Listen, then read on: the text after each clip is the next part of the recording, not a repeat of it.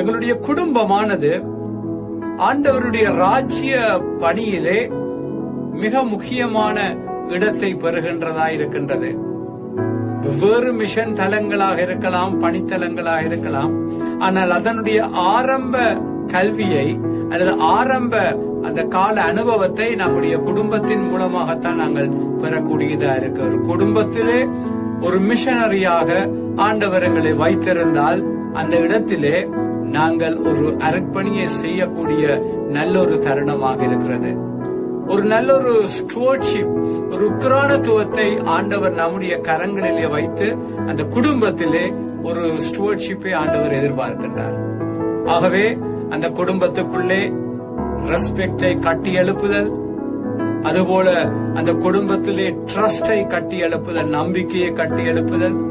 மூன்றாவது, அந்த குடும்பத்துடைய வேல்யூ அல்லது அந்த குடும்பத்துடைய அந்த பெருமதியை மாறாமல் காத்து வைத்துக் கொண்டிருக்கக்கூடிய நிலை.